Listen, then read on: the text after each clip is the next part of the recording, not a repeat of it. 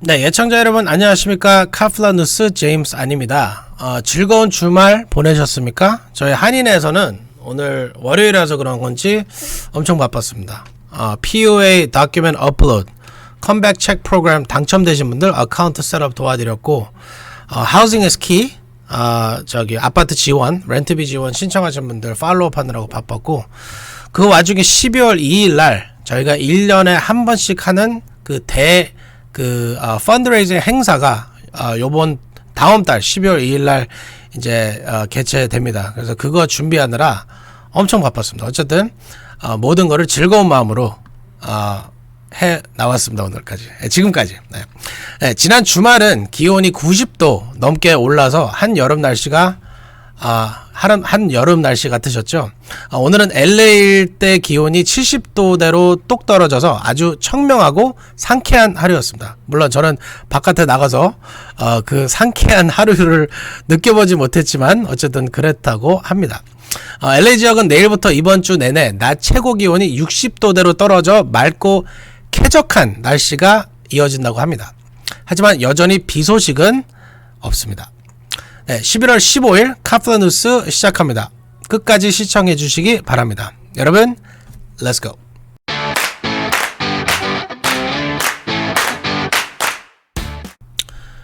네, 오늘의 첫 소식은 연방질병통제예방센터 CDC가 오늘 일본에 대한 여행 경보를 가장 낮은 1단계로 조정한 반면 한국은 3단계를 유지했다는 소식입니다.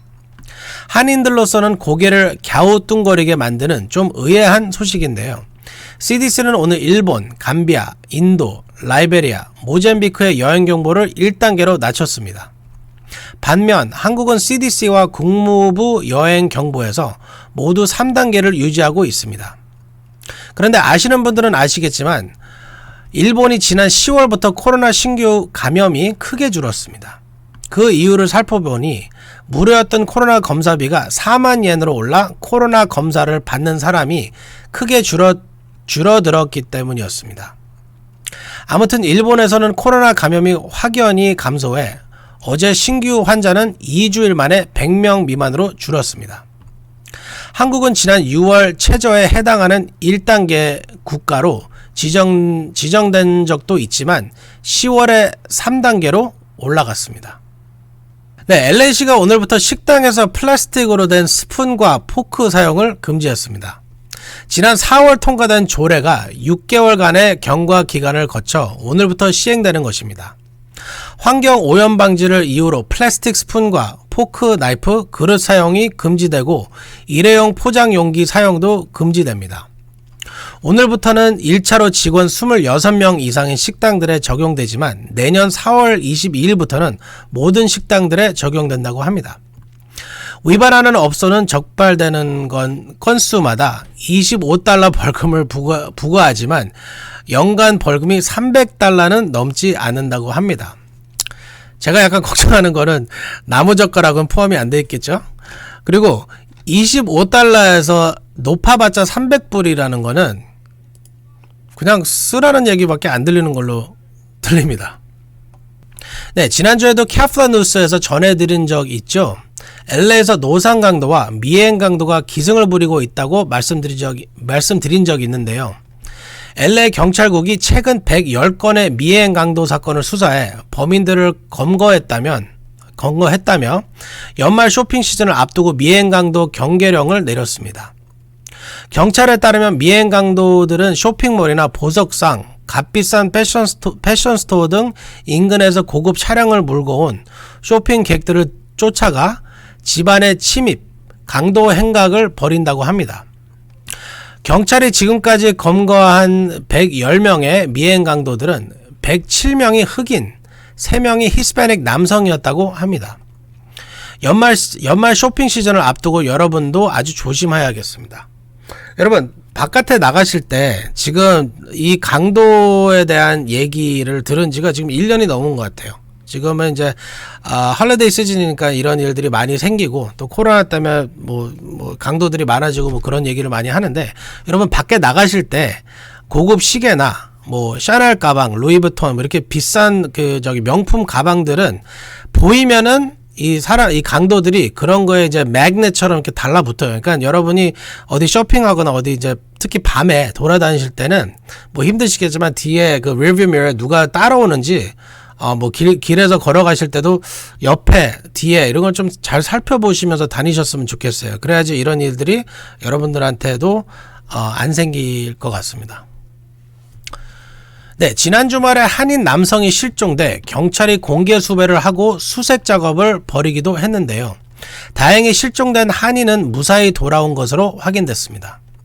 LA 카운티 셰리프국은 어제 오전 한인 남성 지미 윤진 김 씨가 13일 오후 8시에 BMW 모터사이클을 몰고 나간 뒤 실종됐다며 김 씨의 행방에 대한 제보를 당부했었는데요. 오늘 오전 셰리프국은 김 씨의 위치가 확인됐으며 무사하다며 김 씨 공개 수배를 취소했습니다. 다행입니다. 큰일 없이 돌아와서 정말 다행입니다. 한인 실종 소식이 들리면 가슴이 철렁합니다. 최근 실종됐다 변을 당한 채 발견되는 사건이 자주 있어서 걱정했는데 정말 다행입니다. 네, 세스미 스트리트 모르시는 분들은 아마 안 계실 겁니다. 미국의 오랜 어린이 텔레비 프로그램인 세스미 스트리트의 아시아계로는 최초로 한인 소녀 캐릭터가 등장한다는 반가운 소식입니다.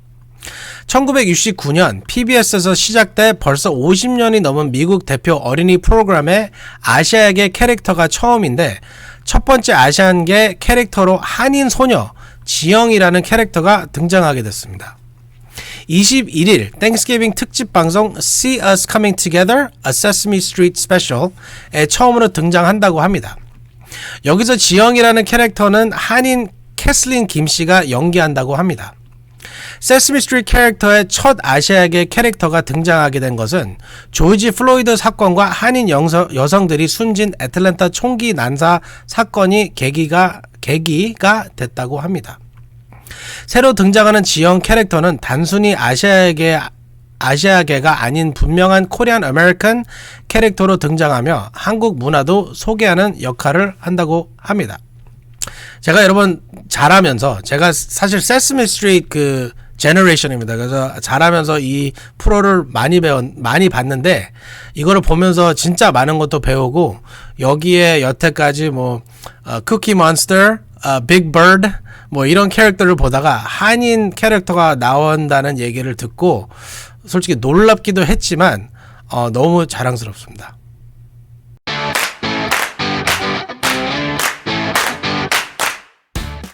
네, 미국 신규 확진자가 다시 증가하고 있습니다. 지난해 겨울 코로나가 폭발적인 증가세를 보였었는데 겨울을 앞두고 다시 코로나 신규 확진이 급증하고 있다고 합니다. 제프리 기자가 전해드립니다. 겨울철로 접어들면서 미국의 코로나 신규 확진자가 다시 증가하고 있어 보건당국이 잔뜩 긴장하고 있습니다. 겨울은 지난해에도 코로나19이 폭발적으로 확산했던 시기여서 다시 돌아온 올해 겨울을 앞두고 보건 전문가들은 감염자가 급증할 수 있다고 경고해왔습니다. 15일 뉴욕타임스 집계에 따르면 14일 기준 미국의 최근 일주일간 하루 평균 신규 코로나19 확진자는 2주 전보다 11% 증가한 8885명으로 집계됐습니다. 지난 9월 13일 17만 5천여 명으로 4차 재확산의 정점을 찍은 뒤 줄곧 감소하던 미국의 신규 확진자가 지난달 19일 7만 9천여 명으로 떨어진 이후 계속 7만 명 선을 유지해왔으나 약 한 달 만에 다시 8만 명대로 올라선 것입니다.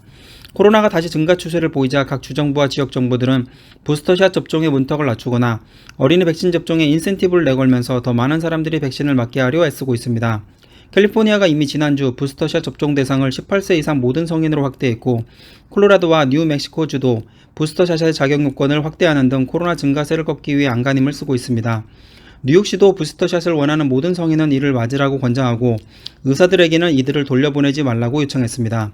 연방보건당국도 부스터샷 접종 요건을 18세 이상 성인 전체로 확대해달라는 파이자의 신청을 검토하고 있어 조만간 부스터샷 접종 대상은 미 전국에서 18세 이상 성인으로 확대될 전망입니다.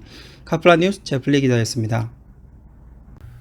네, 바이든 대통령의 행정명령으로 100인 이상 기업들에 대한 백신 의무화 조치가 시행되다 연방 법원에 제동으로 시행이 중단되고 있는데요.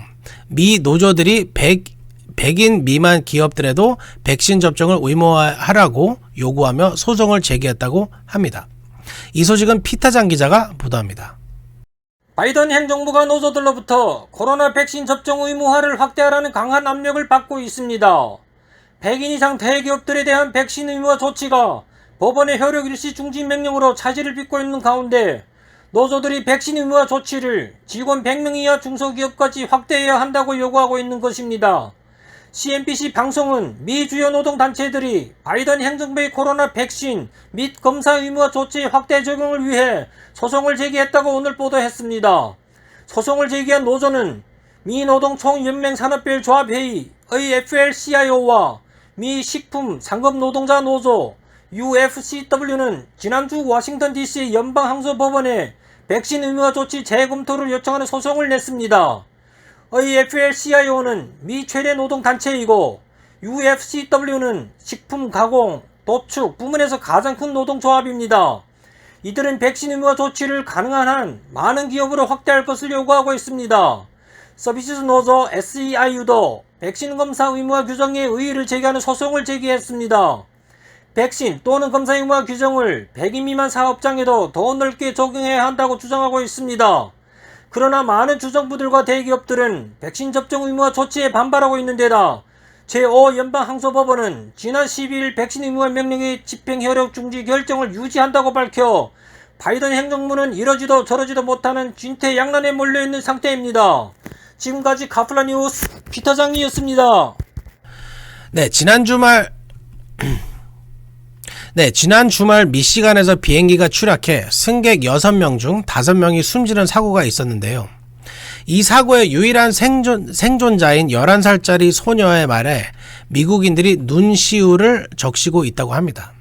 이 소식은 제니바 기자가 전해드립니다. 추락하는 비행기 속에서 딸을 끝까지 끌어안고 보호해 딸을 살리고 자신은 숨진 한 아버지의 사연에 미국인들이 눈시울을 붉히고 있습니다. 지난 13일 오후 1시 30분께 미시간호 최북단 비버 아일랜드 웰케 공항에서 통분형 경비행기가 이륙 후 추락하는 사고가 발생했습니다. 이 사고로 탑승자 6명 중 5명이 숨졌습니다. 유일한 생존자는 아버지 마이크 퍼듀와 함께 비행기에 타고 있던 11살 레이니 퍼듀였습니다. 그런데 이 경비행기 추락 사고에서 기적같이 살아남았던 레이니의 증언이 미국인들을 울렸습니다. 딸 레이니는 14일 비행기에 추락할 때 돌아가신 아빠가 저를 끌어안고 보호해준 것을 기억합니다. 아빠가 나를 보호해준 것이 비행기가 추락하기 전 나의 마지막 기억이라고 말했습니다. 비행기가 추락하기 전 아빠인 마이크 퍼듀가 딸 레이니를 끌어안고 보호해 레이니가 유일하게 생존할 수 있었던 것입니다. 추락 직후 정신을 잃고 중상을 입은 레이니는 깨어나자마자 아빠가 자신을 보호했다고 말했습니다. 레이니의 엄마 크리스티나 퍼듀는 우리는 남편, 아버지, 형제, 아들, 친구를 잃은 슬픔에 잠겨있다. 그는 최선을 다해 딸을 끌어안고 그것이 우리 딸을 단단히 붙잡아 보호했다고 믿는다. 라고 말했습니다. 지금까지 카플라 뉴스 제니박이었습니다. 최근 바이든 대통령의 지지율이 41%까지 추락해 미국인들이 바이든 대통령에게 등을 돌리고 있다는 기사들이 나오고 있는데요. 엎친 데 덮친 격으로 바이든과 해리스의 불화설이 나오고 있어 관심을 모으고 있습니다. 백악관에서 지금 무슨 일이 일어나고 있는 걸까요? 제프리 기자가 보도합니다. 바이든 대통령과 해리스 부통령 사이에 불화설이 불거지고 있습니다. CNN은 오늘 백악관 참모들이 해리스 부통령이 제 역할을 하지 못하고 현안에 집중하지 못하는 데 실망해 부통령과 그의 참모들을 외면하고 있다고 보도했습니다. 백악관의 해리스 부통령을 배제하는 듯한 미묘한 기류가 흐르고 있다는 것이 CNN의 지적입니다. 해리스 부통령 참모들은 부통령이 자리를 잡지 못하고 있어 열애로 취급되고 있다고 CNN에 밝혔고, 해리스 부통령도 직접 정치적으로 할 수 있는 역할이 제한돼 있다고 느낀다라고 밝힌 적이 있습니다. 해리스 참모들은 해리스 부통령이 차기 대선 출마 등 정치적 야심이 있어서 대통령에 대해 충직하지 않은 것으로 바이든 대통령 참모들이 의심하고 있다고 CNN은 전했습니다.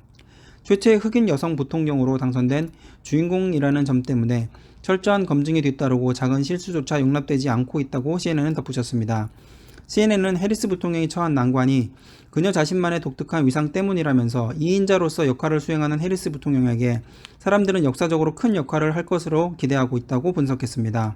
바이든 대통령과 해리스 부통령 사이에 불화설이 불거지자 젠 사키 백악관 대변인은 브리핑에서 해리스 부통령은 핵심 파트너이며 두드러지는 리더라고 추켜 세우기도 했습니다. 카플란 뉴스 제플리 기자였습니다. 네, LA시는 오는 목요일부터 토요일까지 3일간 코로나 메모리얼 기간으로 정했습니다.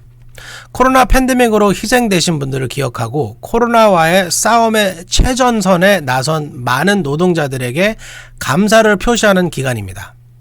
에릭 걸세리 LA 시장실 한인 커뮤니티 담당 김현민 씨가 걸세리 시장의 메시지를 전해드립니다. 안녕하십니까? 저는 로스앤젤레스 시장실에서 한인 지역을 담당하고 있는 김현민 세라피아입니다. 지난 수개월 동안 우리는 코로나19의 싸움에서 하루하루 극복해 나가고 있습니다. 이 팬데믹을 기억하며 로스앤젤레스의 에릭 걸세리 시장님은 다가오는 목, 금, 토요일을 코비드 메모리얼로 지정하였습니다. 11월 18일 목요일은 감사의 날로 지정하여 팬데믹 상황에서도 감염 위험을 무릅쓰고 가장 일선에서 일하시는 노동자분들을 경의하고 감사하고자 합니다. 19일인 금요일은 코로나19로 인하여 더 이상 함께하지 못하는 희생자분들을 기억하고자 하는 날입니다. 마지막으로 20일인 토요일은 우리 모두 같이 동참하여 로스앤젤레스는 함께 이 팬데믹을 극복해 나가고 있다는 메시지를 보내자고 합니다. 각자의 자리에서 함께 힘을 모은다면 이 위기를 반드시 극복해 나갈 수 있을 것입니다. 여러분의 동참을 간곡히 호소드리며 이 웹사이트를 방문해 주시기 바랍니다. lamayor.org/COVID-memorial. 감사합니다. 네, 마지막으로 LA 한인의 헤리티지 나잇 행사를 소개하려고 합니다. 여러분도 아시는 것처럼 LA 한인회는 한인 여러분들의 정성이 담긴 후원금과 정부 그랜트, 독지가들의 기부금 등으로 운영되고 있는데요. 한인회의 이 운영 기금을 마련하기 위해 1년에 한 차례 개최하는 행사가 헤리티지 나잇 행사입니다. 지난해에는 코로나 개최하지 못해 올해 2년 만에 여는 행사인데요. 예청자 여러분의 적극적인 관심을 부탁드립니다. 이날 행사는 기금 모금뿐 아니라 한인회와 한인사회를 주류사회에 알리기 위한 여러가지 프로그램들이 마련되고 LA 시장과 시의원, 연방의원 등 주류 정치인들도 대거 참석하게 됩니다. 예청자 여러분 모두가 이 자리에 참석하실 수는 없겠지만 한인회의 기금 모금에 여러분도 동참해 주셨으면 하는 말씀드립니다. 이번 헤리티지 나잇은 12월 2일 다운타운의 셰러턴 호텔에서 열립니다. 네, 여러분 오늘 뉴스 조금 길었죠? 끝마칠 시간입니다. 카플란 뉴스 오늘 소식은 여기까지입니다. 애청자 여러분 편안한 밤 되시기 바랍니다. 저는 내일 다시 찾아뵙겠습니다. 지금까지 LA 한인회장 제임스 안이었습니다. 감사합니다.